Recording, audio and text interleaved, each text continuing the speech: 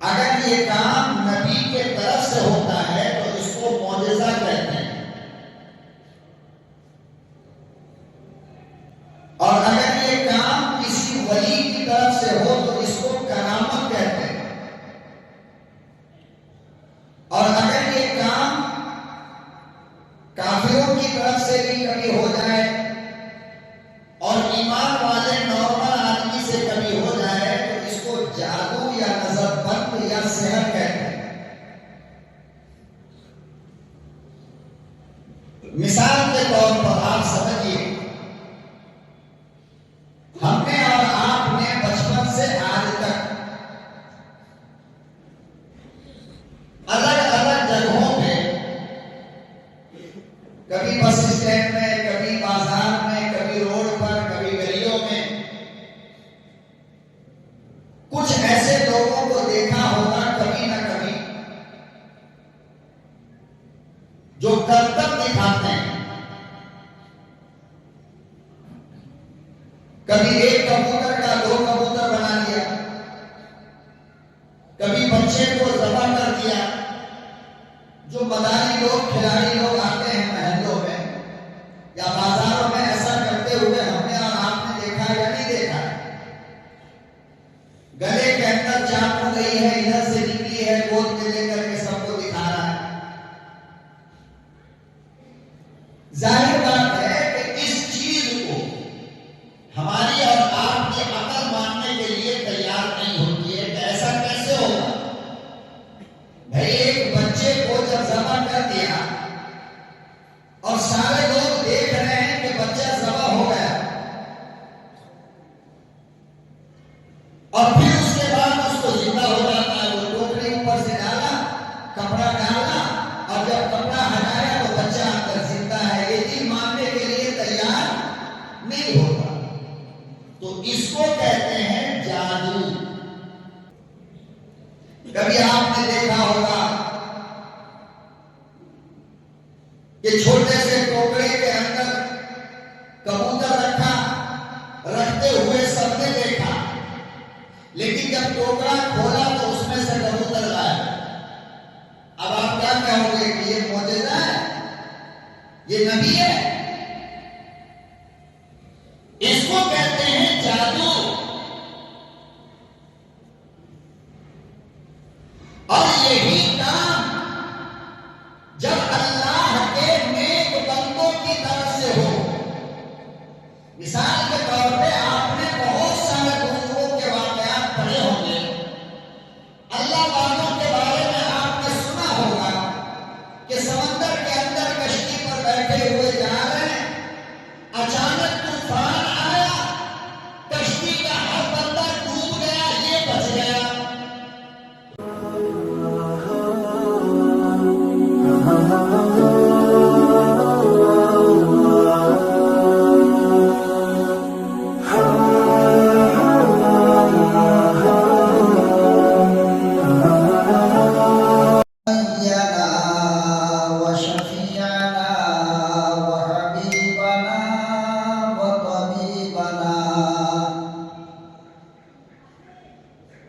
ومرشدنا ومولانا محمدا عبده ورسوله أرسله بالحق بشيرا ونذيرا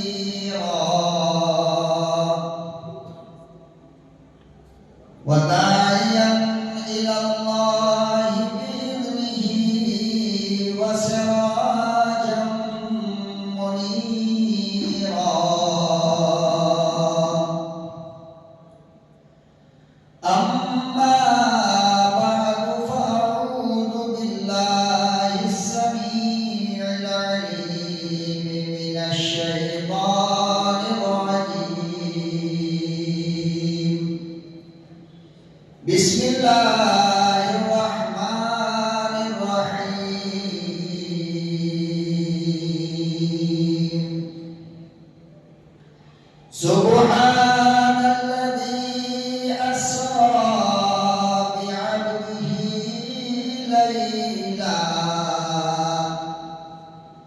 ليلا من المسجد الحرام إلى المسجد الأقصى الذي باركنا حوله لنريه من آياتنا إنه هو السميع البصير. صدق الله مولانا العلي العظيم وبلغنا رسوله النبي الكريم ونحن على ذلك لمن الشاهدين والشاكرين والحمد لله رب العالمين.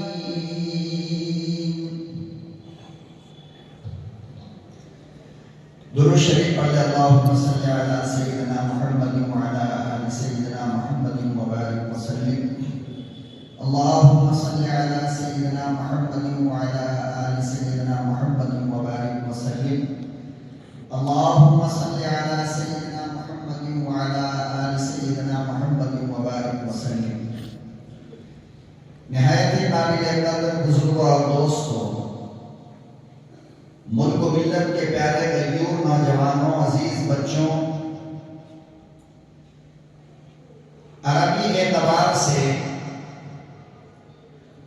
یہ جو مہینہ چل رہا ہے اسلامی اعتبار سے یہ رجب کا مہینہ کہلاتا ہے.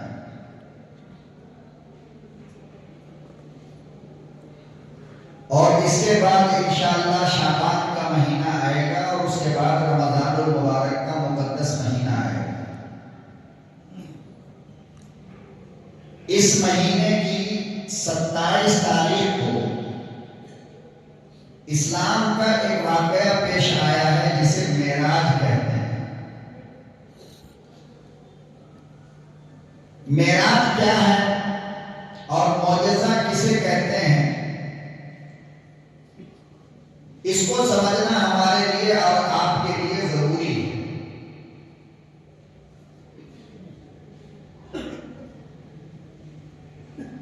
اللہ نے جن کو نبی بنایا، رسول بنایا، پیغمبر بنایا، ان کی طرف سے کسی ایسی چیز کا ہونا جس کو عقل ماننے کو تیار نہ ہو کہ ایسا ہو سکتا ہے کیا، ممکن نہیں. اگر یہ کام نبی کے طرف سے ہوتا ہے تو اس کو معجزہ کہتے ہیں، اور اگر یہ کام کسی ولی کی طرف سے ہو تو اس کو کرامت کہتے ہیں، اور اگر یہ کام کافروں کی طرف سے بھی کبھی ہو جائے اور ایمان والے نارمل آدمی سے کبھی ہو جائے تو اس کو جادو یا نظر بند یا سحر کہتے ہیں. مثال کے طور پر آپ سمجھیے، ہم نے اور آپ نے بچپن سے آج تک الگ الگ جگہوں پہ، کبھی بس اسٹینڈ میں، کبھی بازار میں، کبھی روڈ پر، کبھی گلیوں میں، کچھ ایسے لوگوں کو دیکھا ہوگا کبھی نہ کبھی جو کرتب دکھاتے ہیں. کبھی ایک کبوتر کا 2 کبوتر بنا دیا، کبھی بچے کو ذبح کر دیا. جو مداری لوگ، کھلاڑی لوگ آتے ہیں محلوں میں یا بازاروں میں، ایسا کرتے ہوئے ہم نے اور آپ نے دیکھا یا نہیں دیکھا. گلے کے اندر چاقو گئی ہے، ادھر سے نکلی ہے، گود میں لے کر کے سب کو دکھا رہا ہے. ظاہر بات ہے کہ اس چیز کو ہماری اور آپ کی عقل ماننے کے لیے تیار نہیں ہوتی ہے کہ ایسا کیسے ہوگا. بھائی ایک بچے کو جب ذبح کر دیا اور سارے لوگ دیکھ رہے ہیں کہ بچہ ذبح ہو گیا،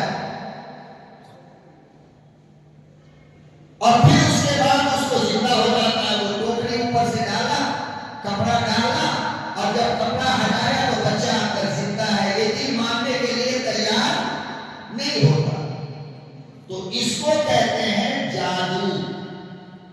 اس کو کیا کہتے ہیں؟ جادو. یعنی یہ کام ایسے آدمی کی طرف سے ہوا ہے جس بندے کے پاس نہ ایمان ہے، جس بندے کے پاس نہ نماز ہے، جس بندے کے پاس نہ قرآن ہے، جس انسان کے پاس نہ رسول ہے، نہ خدا کی توحید ہے، کچھ بھی نہیں، مگر وہ ایسا کام کر گیا جس کو عقل ماننے کے لیے تیار نہیں ہوتی. فرمایا کہ اس کو جادو کہتے ہیں. اور وہ جادو میں ہوتا کیا ہے؟ آپ کی نظر کے اوپر پردہ ڈال دیا جاتا ہے، آپ کی نظر کو باندھ دیا جاتا ہے، پھر وہ آپ کے سامنے کچھ بھی کرے تو آپ کو وہی نظر آئے گا جو وہ آپ کو دکھانا چاہتا ہے. کبھی آپ نے دیکھا ہوگا کہ چھوٹے سے ٹوکرے کے اندر کبوتر رکھا، رکھتے ہوئے سب نے دیکھا، لیکن جب ٹوکرا کھولا تو اس میں سے کبوتر غائب. اب آپ کیا کہو گے کہ یہ معجزہ ہے، یہ نبی ہے؟ اس کو کہتے ہیں جادو. اور یہی کام جب اللہ کے نیک بندوں کی طرف سے ہو. مثال کے طور پہ آپ نے بہت سارے بزرگوں کے واقعات پڑھے ہوں گے، اللہ والوں کے بارے میں آپ نے سنا ہوگا کہ سمندر کے اندر کشتی پر بیٹھے ہوئے جا رہے ہیں، اچانک طوفان آیا، کشتی کا ہر بندہ ڈوب گیا، یہ بچ گیا. عقل تو مانتی نہیں نا بھئی، طوفان میں جب کشتی میں بیٹھا سارا بندہ ڈوب گیا تو یہ ایک بندہ کیسے بچا؟ اس کو کہتے ہیں کرامت. اس کو کیا کہتے ہیں؟ کرامت. اللہ والے جیسے کہ ہمارے ملک ہندوستان کے اندر صوبہ بہار کے ایک بہت بڑے اللہ والے گزرے ہیں، بہت بڑے اللہ والے، جن کو حضرت مولانا بشارت کریم رحمت اللہ علیہ کہا جاتا ہے. دربھنگہ ڈسٹرکٹ کے تھے وہ، آج بھی ان کی مزار ہے. ایک بندے نے جو ان کو جاننے والے ہیں، انہوں نے مدینہ المنورہ کے اندر دیکھا کہ عشاء کی نماز میں شامل ہے، ہمارے ساتھ عشاء کی نماز مولانا نے پڑھی، اور فجر کی نماز میں ان کے گاؤں والوں نے دیکھا کہ اپنی مسجد میں فجر کی نماز پڑھ رہے ہیں.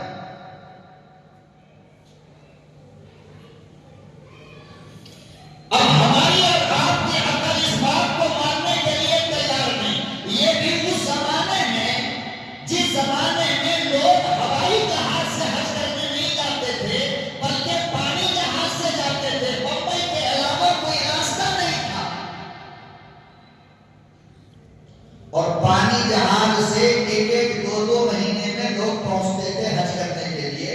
وہ جہاز کا نام ایک تھا اکبری اور ایک کا نام تھا اصغری. دو جہاز بمبئی سے جایا کرتی تھی حاجیوں کو لے کر کے، اس زمانے کی بات ہے. تو عشاء کی نماز میں ایک مومن نے، ایمان والے نے، جان پہچان والوں نے مدینے میں دیکھا کہ عشاء کی نماز میں آپ شامل ہیں، اور فجر کی نماز میں گاؤں والوں نے دیکھا کہ فجر کی نماز میں حضرت یہاں تشریف فرما ہے. عقل ماننے کے لیے تیار نہیں ہوتی. عقل مانے گی؟ آپ اگر کہہ دو کہ بھائی ہم ابھی 10 منٹ پہلے بنگال میں تھے، ابھی جمعہ میں مسجد سبحانیہ میں آ گئے، تو پکڑ کے لوگ اتنا مارے گا، نماز میں لے آ کے رکھے گا، پاگل ہو گیا ہے، بیٹھی بیٹھی باتیں کر رہا ہے. تو عقل مانتی نہیں. لیکن جب یہ اللہ والوں سے ہوتی ہے یہ کام، تو پھر اس کو ماننا پڑے گا. کیوں ماننا پڑے گا؟ اس لیے کہ اللہ والوں کے کام میں، اللہ والوں کی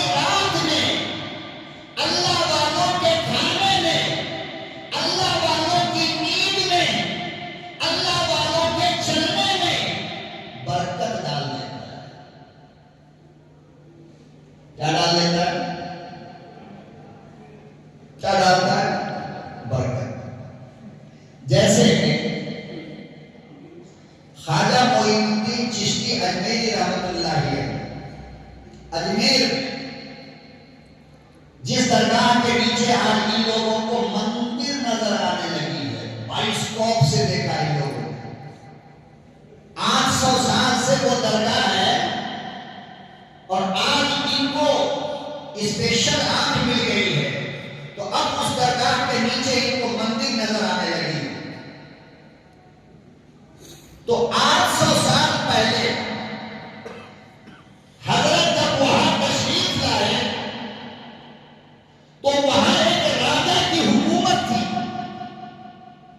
اور راجا ہندو ہوا کرتا تھا، مسلمان نہیں، مسلمان بادشاہ ہوتے تھے اور راجا ہندو ہوتا تھا، تو ہندو راجا تھا۔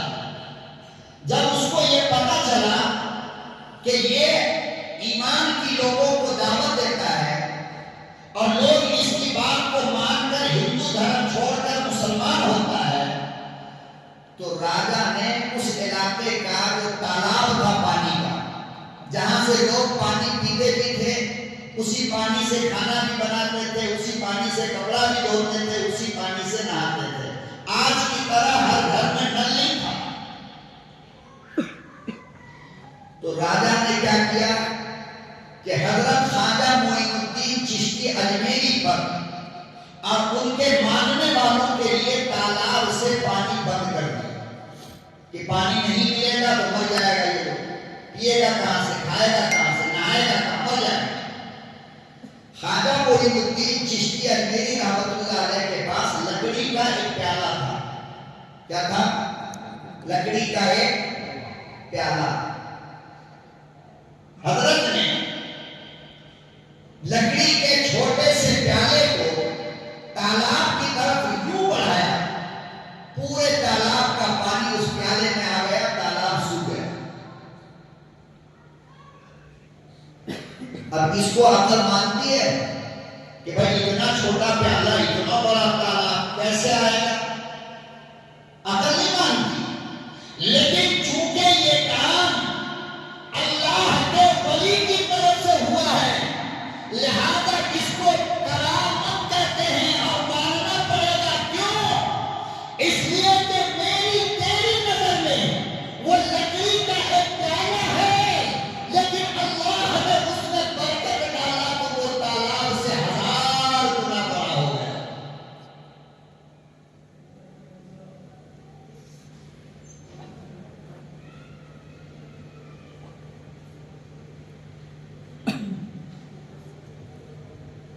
پھر آیا وہ معافی مانگنے۔ کیا آیا؟ معافی مانگنے۔ معافی مانگنے سے پہلے انہوں نے حضرت کے اوپر حملہ کرنے کے لیے، ان کے ماننے والوں پہ حملہ کرنے کے لیے اپنے لشکر کو بھیجا۔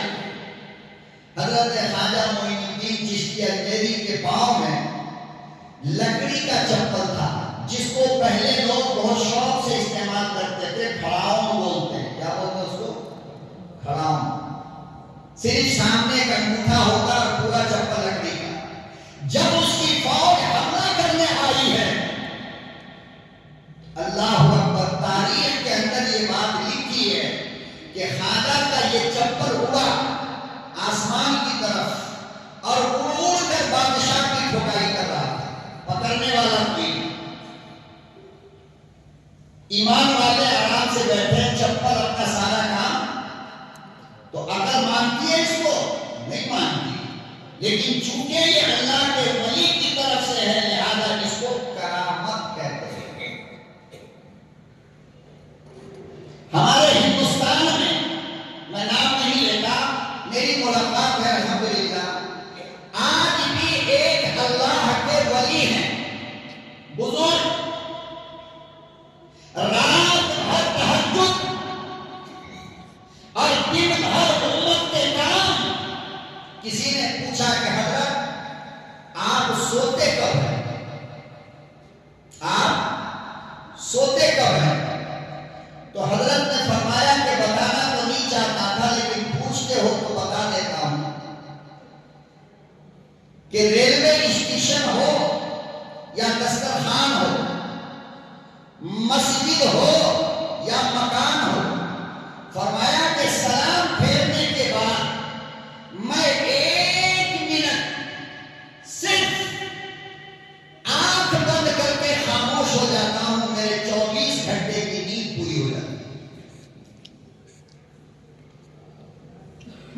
یہ کیا ہے؟ یہ اللہ نے فرمایا، جناب رسول اللہ صلی اللہ علیہ وسلم نے، من کان للہ کان اللہ لہ، کہ جو اللہ کا ہو جاتا ہے اللہ اس کا ہو جاتا ہے۔ اب کاہے کی نیند بھی تو اللہ کی مخلوق ہے نا، تو 1 منٹ کی نیند میں جو اللہ کا غلام بن گیا، 1 منٹ کی نیند برابر ہے ہماری 24 گھنٹے کی نیند کے۔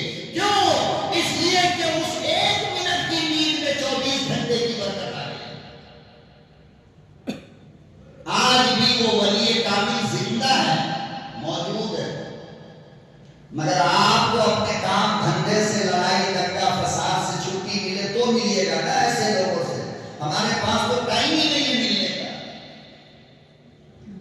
بےہودہ باتیں ہم چائے کے ہوٹل میں گھنٹوں کریں گے، مگر کسی ایک عالم کے پاس، ایک اللہ والوں کے پاس بیٹھنے کے لیے ہمارے پاس 5 منٹ نہیں۔ نتیجہ یہ ہے کہ ہم شیطان کے غلام بن گئے، ہماری زندگی سے برکت ختم ہو گئی۔ 8 گھنٹہ سونے کے بعد 10 بجے دن میں اٹھتا ہے، تب بھی کہتا ہے کہ نیند پوری نہیں۔ تو پھر قبرستان میں جا کر کے سو جاؤ ہمیشہ کے لیے، جہاں نیند پوری نہیں ہو رہی ہے وہاں ہو جائے گی۔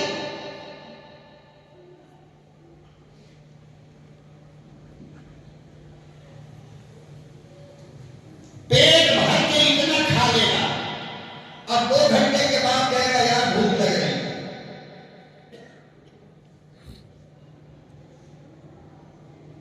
ایک کھجور کھا کر کے صحابہ 24 گھنٹے گزار دیے۔ ہم نلے تک کھا لے مگر ہمارا پیٹ کیوں؟ اس لیے کہ ہمارے کھانے میں برکت نہیں۔ برکت ہوتی تو 1 ٹکڑا کافی تھا ہمارے لیے۔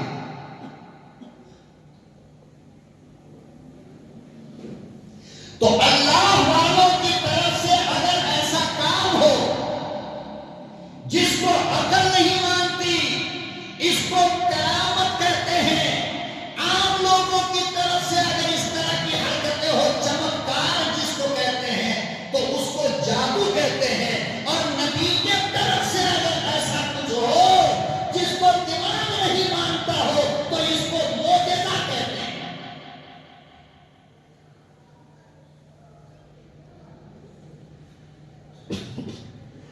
میرا نبی مکے میں ہے، زمین پر بیٹھے،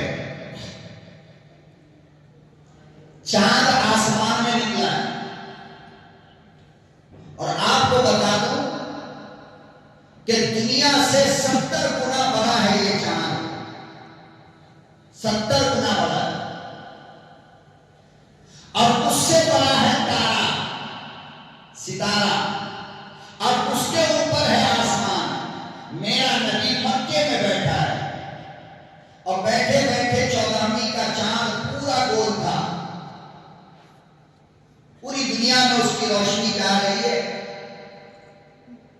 مشرکوں نے مذاق میں آ کر کے کہہ دیا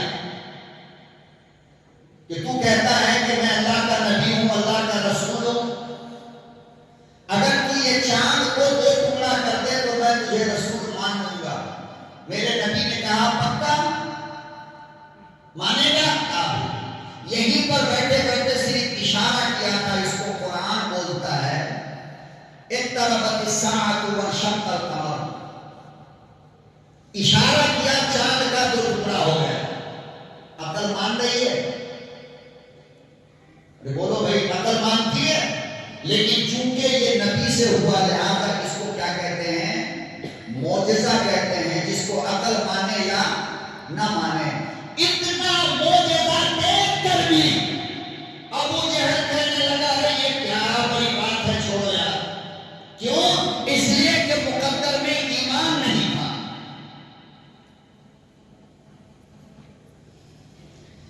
مرتبہ کنکر لے کر آیا ہاتھ میں، مٹھی میں، مکے کے کسی پہاڑ سے اٹھا لیا ہوگا، اور کنکر لے کر نبی کی خدمت میں آیا اور کہنے لگا کہ میرے ہاتھ میں یہ کنکر ہے، اگر یہ تیرا کلمہ پڑھ لے اور یہ کہہ دے کہ تو اللہ کا رسول ہے تو میں مانوں گا۔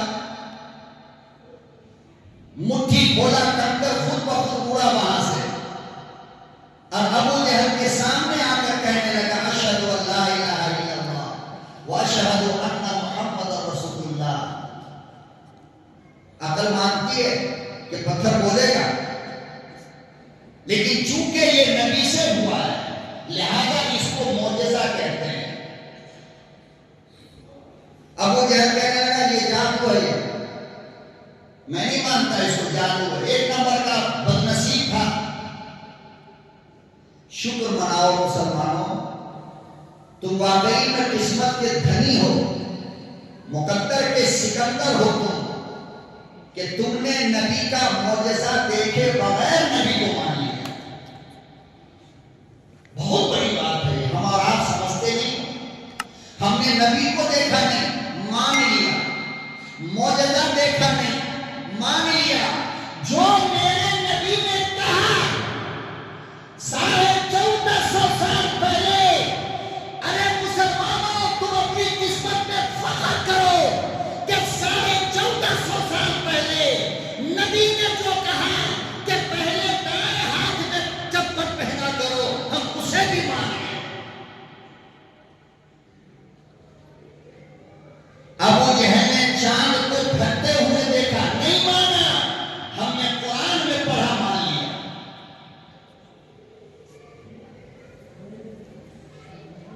ابو جہل نے پتھر کو کلمہ پڑھتے ہوئے دیکھا، نہیں مانا، ہم نے حدیث میں پڑھا اور مان لیا۔ اسی لیے میرے نبی نے صحابہ سے کہا تھا کہ بتاؤ سب سے قیمتی ایمان کس کا ہے؟ اپنی زندگی میں میرے نبی نے پوچھا صحابہ سے، بتاؤ سب سے قیمتی ایمان کس کا ہے؟ کہا یا رسول اللہ میرا ہے، ہم نے آپ کو دیکھا ہے۔ میرے نبی نے کہا تو دیکھ کر ایمان لایا نا، قرآن اترتا ہوا تم نے دیکھا کہ اللہ کی طرف سے آ رہا، تب تم نے قرآن کو مانا ہے۔ نماز کو فرض ہوتا ہوا تم نے دیکھا، تب تم نے نماز کو مانا ہے۔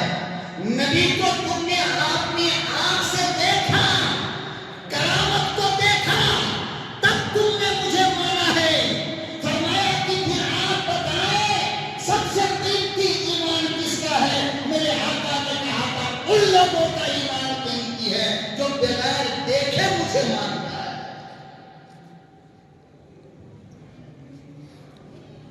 نہ مجھے دیکھا، نہ قرآن کو آتے دیکھا، نہ میرا گھر دیکھا، میرے صحابیوں تم کو بھی نہیں دیکھا،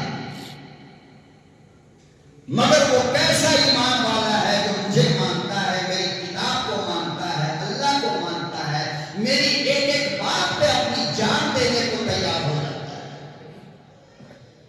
فرمایا کہ ذرا بولو تو صحیح کہ تم نے تو میرا جمال دیکھا، میرا چہرہ دیکھا، میرے اخلاق دیکھے، میرا پیار دیکھا، میرا رنگ دیکھا، میری آنکھ دیکھا، میری بات دیکھا، میرا سر دیکھا، میرا وجود دیکھا۔ اگر سب کچھ دیکھ کر اگر تم اپنی جان میرے لیے دیتے ہو تو یہ کون سی بڑی بات ہے؟ ذرا یہ تو بتاؤ کہ اپنے مصطفیٰ کو دیکھا نہیں مگر مصطفیٰ کے خلاف بات سنتا ہے۔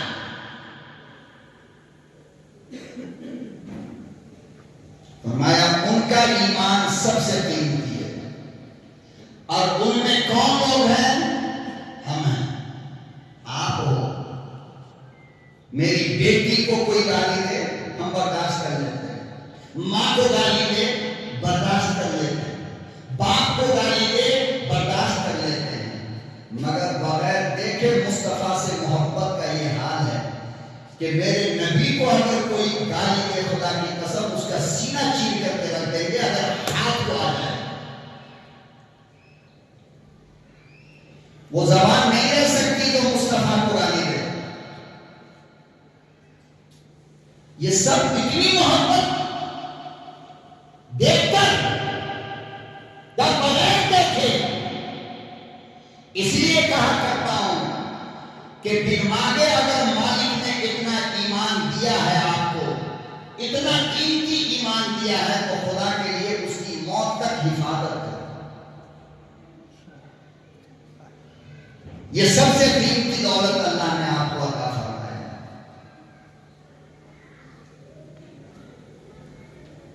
جس کے لیے جھولی پھیلا کر موسیٰ نے دعا مانگی ہو، عیسیٰ نے دعا مانگی ہو، ابراہیم نے دعا مانگی ہو کہ محمد کی امت میں مجھے پیدا کر دے، یہ میری آخری تمنا ہے. بن مانگے رب نے تجھے اس کی امت میں پیدا کیا تو اس کی حفاظت نہیں کرو گے؟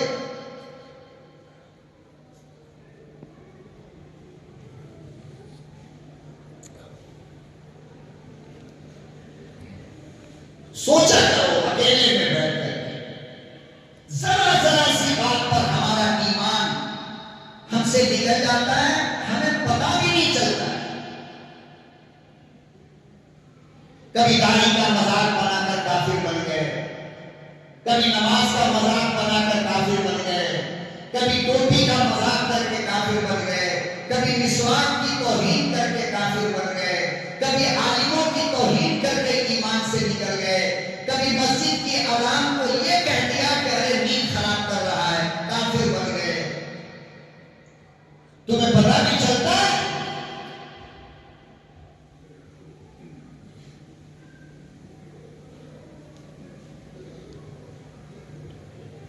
داڑھی نہیں رکھتے ہو، کم سے کم اتنا تو کرو کہ داڑھی کا احترام تو کرو، داڑھی کی عزت تو کرو. ایمان تو رہے گا، لیکن توہین کر دو گے تو ایمان چلا جائے. اتنی بڑی ہو گئی، تھوڑی بڑی ہو گئی تو اللہ معاف کرے، اللہ معاف کرے، 1000 بار توبہ، اللہ ان کو بھی معاف کرے. بیویاں کہتی ہیں کہ اجی داڑھی پڑ گئی، اچھی نہیں لگ رہی. آپ بتاؤ ذرا سوچ سمجھ کر کے مجھے فیصلہ آپ سناؤ، اس کا ایمان رہے گا؟ یہ عورت تمہارے لیے نکاح میں باقی ہے؟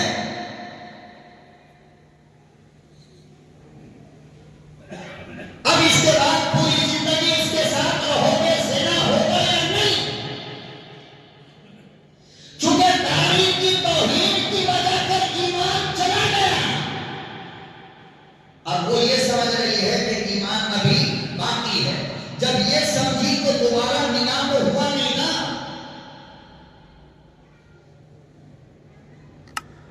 اس لیے میں کہتا ہوں داڑھی نہ رکھنے کی وجہ سے تم کافر نہیں ہوتے ہو، گنہگار ہو مگر کافر نہیں ہو. داڑھی رکھنے والے کو برا کہنے کی وجہ سے تم کافر بن جاتے ہو. بیٹی کا رشتہ آتا ہے، داڑھی والا لڑکا ہے، کبھی لڑکی بولے گی، کبھی خاندان بولے گا، کبھی لڑکی کا باپ بولے گا نہیں نہیں وہ داڑھی رکھتا ہے، مناسب نہیں ہے اس سے رشتہ. بتاؤ ان کا ایمان بچے گا؟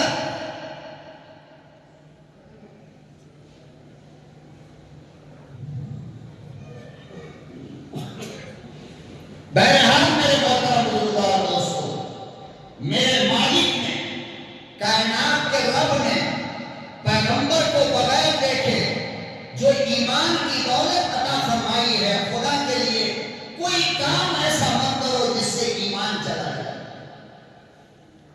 گھر جل جائے، آخرت ٹوٹے گی نہیں.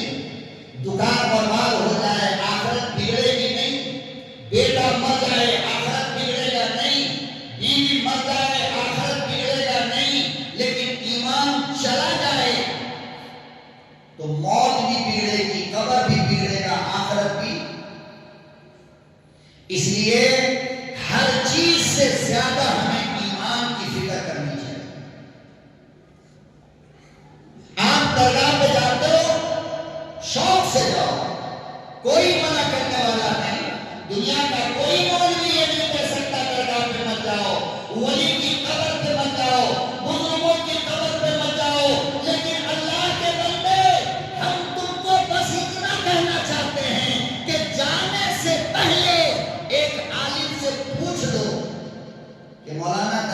پہ جا کے ہمیں کیا کرنا ہے؟ اتنا تو پوچھ سکتے ہو نا، کیا کرنا ہے جس سے ہمارا ایمان بچے، اور کیا نہیں کرنا ہے جس سے ایمان چلا جائے، اور کن کو جانا ہے کن کو نہیں جانا ہے۔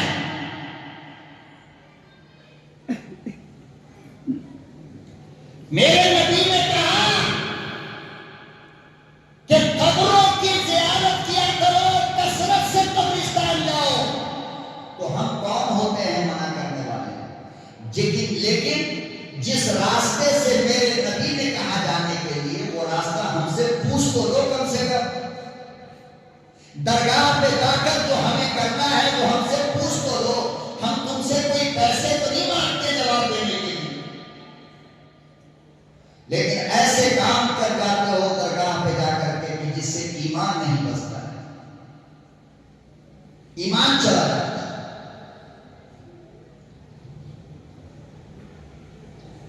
ایمان کی فکر کرو، اپنے ایمان کی بھی، اپنے بیوی بچوں کے ایمان کی بھی فکر کیا کرو۔ کچھ نہیں، فقیر بن کر کے دنیا سے جاؤ، لیکن ایمان لے کر کے جاؤ کہ اللہ جنتیوں کا سردار تم کو بنا دے گا، جنت الفردوس میں اللہ داخلہ دلا دے گا۔ ارب و خرب لے کر گئے، ایمان نہیں ہے، جہنم ہمیشہ کے لیے ٹھکانہ بن جائے گا۔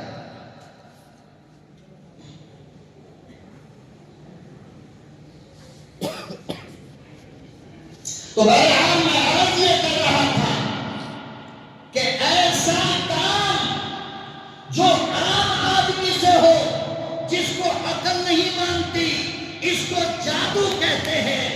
ایسا کام اللہ کے نیک بندوں سے ہو، اس کو کرامت کہتے ہیں، اور ایسا کام اگر نبی سے ہو تو اس کو معجزہ کہتے ہیں۔ جس کو عقل نہ مانے اس کو معجزہ کہتے ہیں۔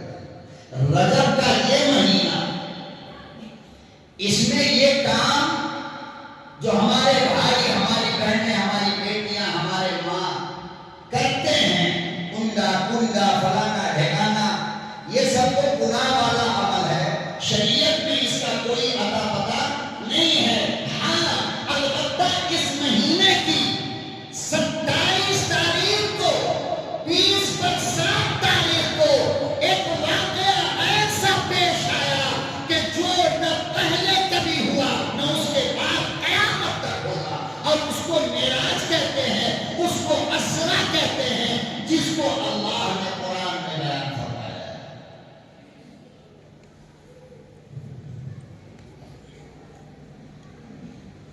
معراج کیا ہے؟ مدینہ والوں نے جب میرے نبی پہ، مکے والوں نے جب میرے نبی پر بہت زیادہ ظلم و ستم ڈھانے لگے، طرح طرح سے آپ کو تکلیف دینے لگے، اور آپ صلی اللہ علیہ وسلم کو کبھی ابا کی یاد آ جاتی تھی، کبھی اماں کی یاد آ جاتی تھی، کبھی دادا عبد المطلب کی یاد آتی تھی، اور کبھی چچا کی یاد ستانے لگتی تھی۔ تو آپ کا دل جب چاروں طرف سے دشمن ہی دشمن ہو، اور اپنے بھی ہوں غیر بھی ہوں، ظاہر بات ہے انسان ہے تو اس کا دل تو تھوڑا چھوٹا ہوگا۔ بولتے کیوں نہیں؟ ہوتا نہیں ہوتا؟ مثال کے طور پر ایک بہو آپ کے گھر میں آئی، نئی نئی بہو ہے، ابھی بیٹا کی شادی ہوئی، گھر میں آتے ہی نند بھی بدماشی کر رہی ہے، ساس بھی بدماشی کر رہی ہے، سسر بھی بدماشی کر رہا ہے، شوہر بھی بدماشی کر رہا ہے۔ آپ بتاؤ اس لڑکی کے دل پہ کیا گزرتی ہوگی؟ اس کو سہارا کہیں بھی نظر آ رہا ہوگا؟ کہیں سے نہیں۔ تو اس کے دل کے اندر ایک تکلیف پیدا ہوگی۔ ان میں سے اگر کوئی ایک بندہ سپورٹ کے لیے کھڑا ہو جائے، مثال کے طور پر شوہر کہتے کہ ہم سب کو سمجھ لیں گے، تم ٹینشن مت لو، بیوی کا دل چھوٹا نہیں ہوگا، اس لیے کہ میرا شوہر میرے فیور میں بولتا ہے، لیکن شوہر کے اگر مردن سانپ بن جائے تو پھر اس لڑکی کا جینا محال ہوتا ہے. ایسی ہی لڑکی کبھی آگ لگا لیتی ہے, کبھی رسی سے پھینکنے لگ جاتی ہے, دل ٹوٹ جاتا ہے. ماں باپ کو کتنا جا کر کے کہے گی. کوئی ایک تو ہو سسرال میں اس نئی لڑکی کی طرف سے سپورٹ کرنے والا. ساس آ جائے تو بھی دل کو تسلی ہوگی, سسر آ جائے تو بھی دل کو تسلی ہوگی, شوہر آ جائے تو بھی دل کو. لیکن جب چاروں طرف سے دشمن ہو تو عورت کو, لڑکی کو ایک ہی راستہ نظر آتا ہے, قیامت تک کے لیے موت کی نیند سو جاتا ہے. بس مکے کے اندر میرے نبی کی حالت یہ ہو گئی تھی کہ دوسرے لوگ تو ستا ہی رہے تھے. اپنا چچا ابو لہب جو نبی کو بچپن میں گود میں اٹھا کر کے منہ میں لقمہ ڈال کر کے کھلایا کرتے تھے, یہ بھی پتھر اٹھا کر کے مارنا شروع کیا. اب چاروں طرف کوئی بھی آپ کو اپنا سپورٹ نظر نہیں آ رہا تھا تو آپ تھک گئے, دل ٹوٹ گیا. حضرت ام ہانی کے گھر میں آ کر کے تھک تھک آ کر کے سو گئے. پروردگار عالم نے قرآن کریم میں کسی کو بیان فرمایا, ارشاد فرمایا جبرائیل آؤ, ادھر آؤ, ذرا ایک بات سنو. عبداللہ کا یتیم آمنہ کا لاڈلا مایوس ہو گیا ہے, آمنہ کا لاڈلا تھک گیا ہے. ہر طرف سے دشمن کی للکار نے میرے محبوب کو توڑ کر رکھ دیا. اب موقع آ گیا اپنے بندے کو, اپنے محبوب کو انعام دوں. میرا لاڈلا تھک گیا, میرا پیارا تھک گیا. جبرائیل آؤ, اب میں اپنے محبوب کو بلانا چاہتا ہوں, اب اپنے پیارے کو بلا کر سامنے دیکھنا چاہتا ہوں, اپنے محبوب کو گھمانا چاہتا ہوں. اب فرش سے اٹھاؤ, عرش پر لاؤ.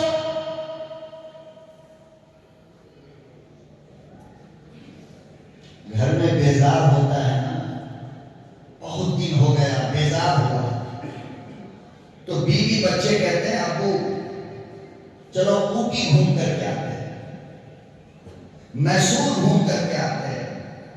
بیوی کہتی ہے اجی بہت دن ہو گئے, چلو کسی اچھے ہوٹل میں کھانا کھا کر آتے ہیں. پتہ یہ چلا کہ ایک جگہ رہتے رہتے رہتے رہتے انسان اکتا جاتا ہے, تھک جاتا ہے. تو کہتا آؤ ذرا گھوم کر آئے. مکے کی سرزمین پر جب سارا مکہ دشمن ہو گیا, پتھروں سے مارا, گلے میں رسی ڈالا, جب اونٹ کی گندگی بدن پہ ڈالا تو میرے محبوب کو تھکاوٹ ہونے لگی اور میرا محبوب مایوس ہو گیا.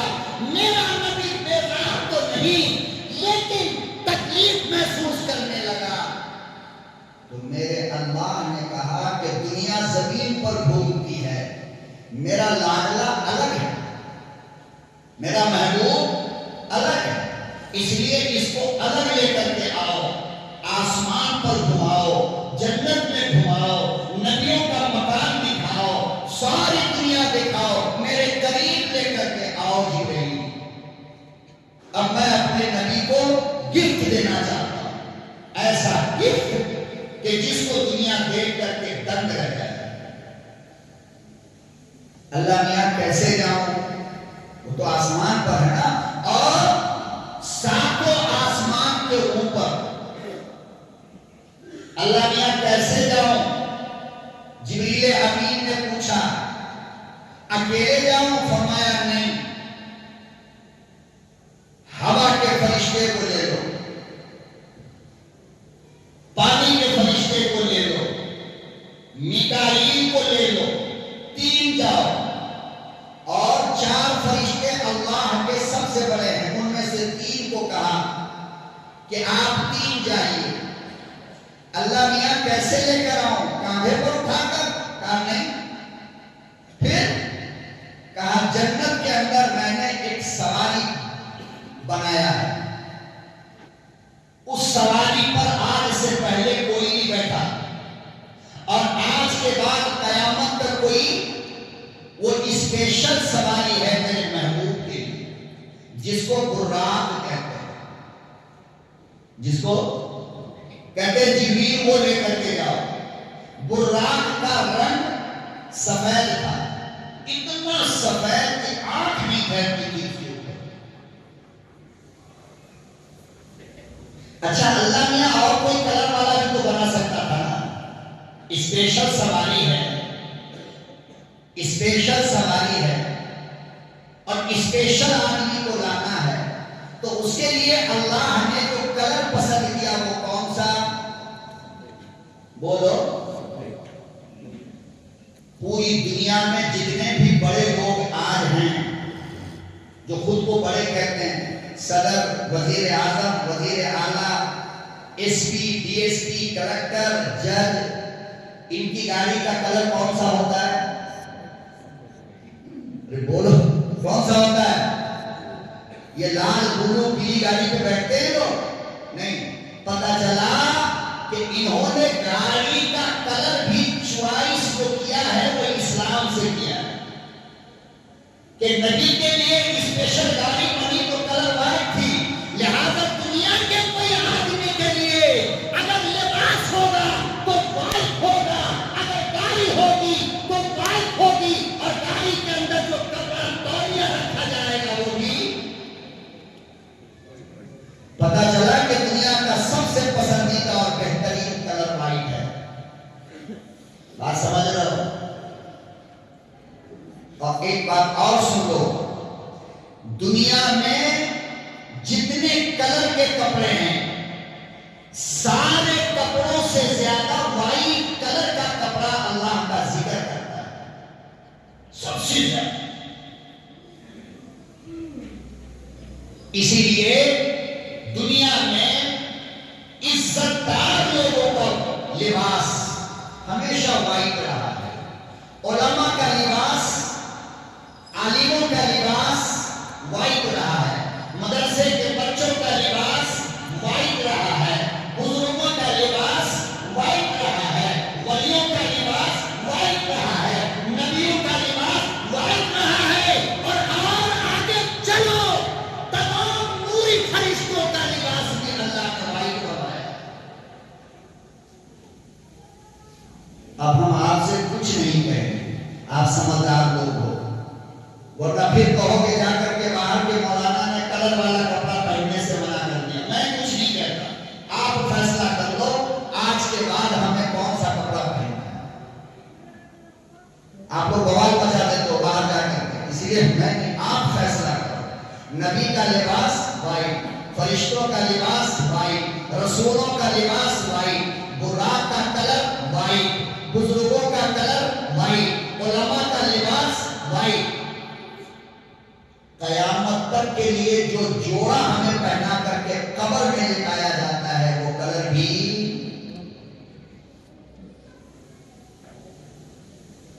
جس کو اتارنے کے بعد سیدھا جنت کا لباس پہنایا جائے گا قیامت کے دن انشاءاللہ.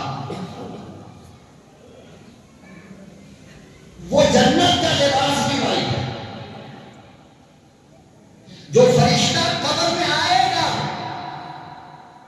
قیامت کا دن، اس کا لباس بھی وائٹ ہے. اور میں کہتا ہوں دعوے کے ساتھ لکھ لو، جو عزت تمہیں سفید ٹوپی، سفید جھبا، سفید شرعی، سفید لنگی میں ملے گی، کسی اور کلر میں وہ عزت ان کو نہیں مل سکتی.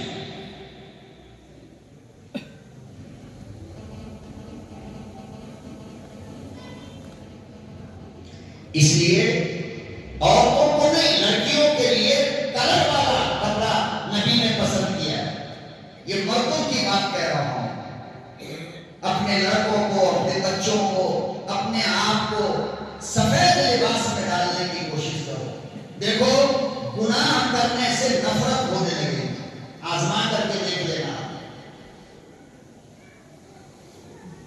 سفید کپڑا پہننے سے گناہ سے نفرت ہونے لگتی ہے. کیوں؟ اس لیے کہ وہ کپڑا ہر وقت ذکر کرتا رہتا ہے, اللہ اللہ اللہ اللہ کہتا ہے. اب وہ ہمارے چاروں طرف لپٹا ہوا ہے تو پھر ہمارے دل کے اندر گندگی کہاں سے آئے؟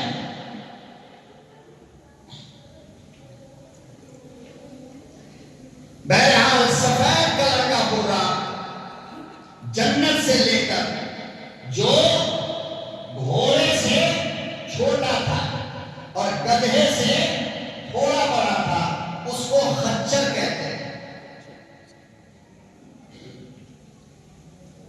جبریل امین لے کر کے آ رہے, کہاں آئے؟ مکہ المکرمہ میں آئے. آگے کیا ہوا انشاءاللہ آئندہ جمعہ کو اللہ عمل کی